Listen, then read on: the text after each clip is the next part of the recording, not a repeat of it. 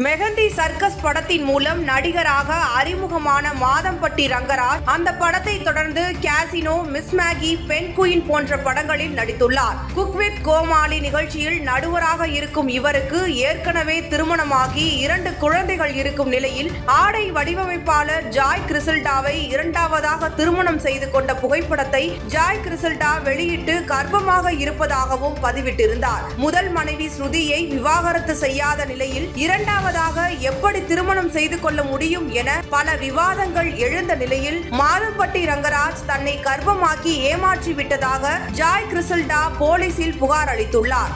செய்தியாளர்களிடம் பேசிய ஜாய் கிறிசல்டா, என்னுடைய கணவர் மாதம்பட்டி ரங்கராஜ் இப்போது என்னிடம் கான்டாக்டில் இல்லை. எனக்காகவும் என்னுடைய குழந்தைக்காகவும் தான் நான் வழக்கு பதிவு செய்து இருக்கிறேன்.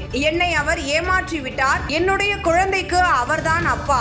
அதற்கு அவர் பதில் சொல்லியே ஆக வேண்டும். எனக்கும் அவருக்கும் சென்னையில் இருக்கும் திருவீதி அம்மன் கோவிலில் திருமணம் நடந்தது. 2 ஆண்டுகளுக்கு முன்பே எங்களுக்கு திருமணம் நடந்து விட்டது.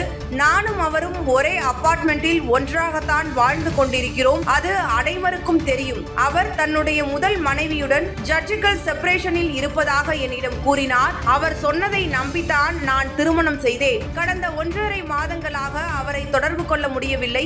அதற்காகத்தான் இப்போது அவர் மீது வழக்கு பதிவு செய்திருக்கிறேன். நான் அவரை பலமுறை சந்திப்பதற்காக முயற்சி செய்தேன். ஆனால் அவரிடம் நான் பேச முடியாதபடி பலர் தடையாக நிற்கிறார்கள்.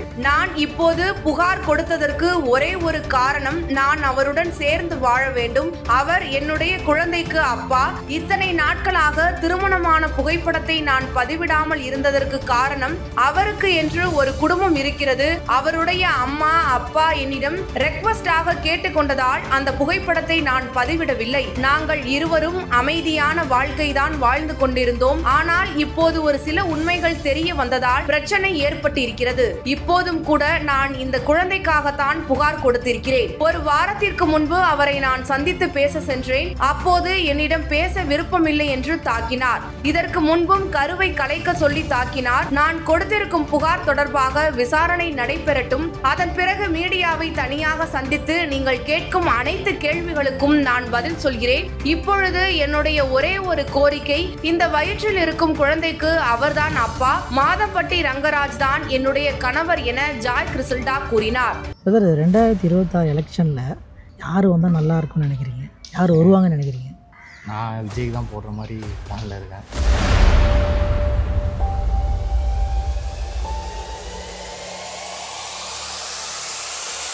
என்னோட ஒப்பீனியனுக்கு சீமான் வந்தால் நல்லா இருக்கும்.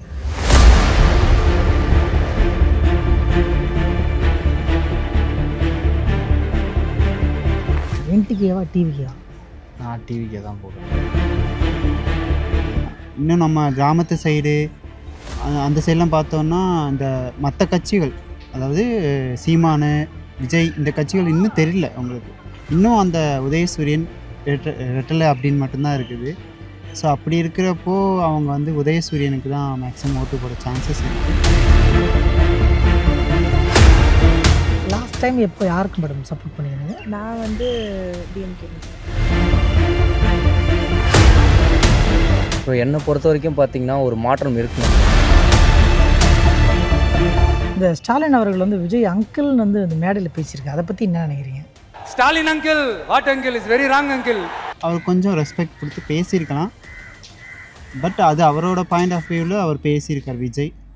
ஸோ நம்ம எதுவும் சொல்ல வேண்டிய அவசியம் இல்லாது.